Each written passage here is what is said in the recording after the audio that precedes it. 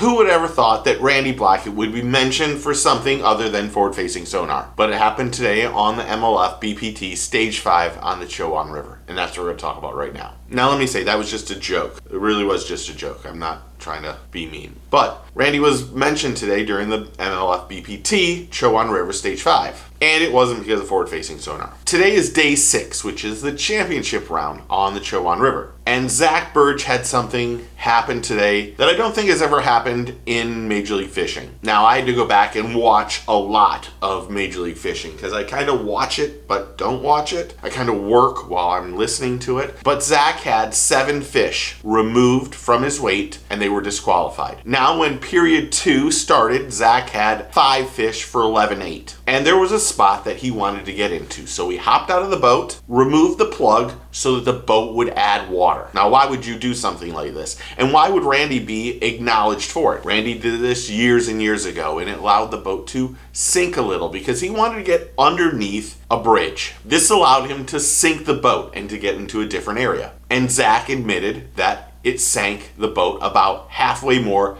than it should have. He then got back out of the water, put that plug in, and then ran his bilge pumps, which lifted the boat back up and made it fishable. And during the period, he caught 7 additional fish that brought his total weight up to 2605. Now the rule says, and I have to read it, the rule states in MLF BP that an angler can't get out of the boat to get into inaccessible waters, which is technically you can't force your way into a new spot. Now here's where it gets a little weird. Zack said on the live show that he asked if it could be done and someone said it could. Now his official and the tournament director enforced the rule and they removed those 7 fish, dropping him back to 5 fish at 11.08, which moved him back to 8th place. And JT Kinney said it was that the rule they were enforcing was it was deemed leaving the boat to pull the plug. And as JT said, it was a weird way it went down. This was almost a 15-pound loss in weight. And when it was all said and done, he finished 8 out of 10 people, still made a good chunk of money, but he would have placed 1 place up. But I think after those 7 fish were disqualified, I think Zack stopped fishing. They didn't have any more.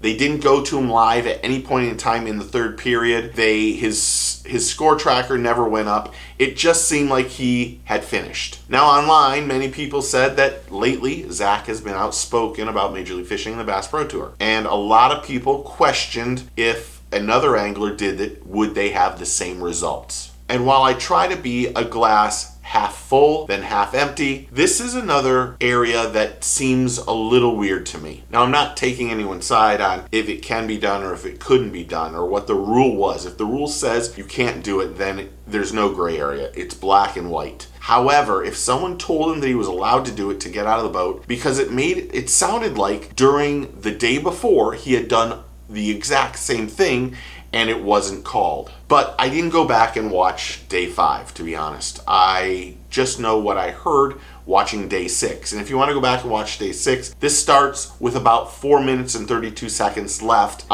in period 2 on day 6. Again, if it states in the rule you can't get out of the boat to get into inaccessible water, then it's cut and dry. There's nothing to be said about it. But if he asked somebody and then they said it was okay, I think that person should be questioned. Why did you say this?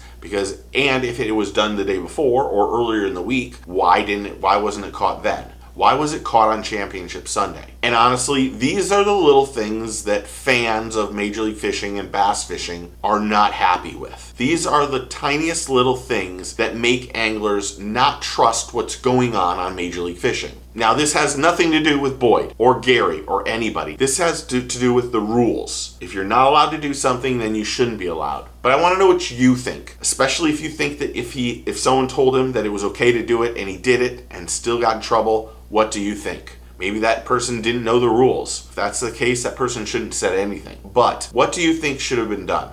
Do you think this is the right thing to do and give him such a harsh penalty? And this only cost him 1 spot, but if he stopped fishing during period 3 because he was completely pissed off, he could have moved himself up, but he knew he was in the wrong spot and those fish probably were going to be disqualified also. So what would you have done? What do you think is right? Is the penalty too stiff for something like this? That's what I want to hear in the comments below. So comment below and tell me what you think. Remember, take a kid fishing, get your fish on. I'll talk to you very soon. Cheers.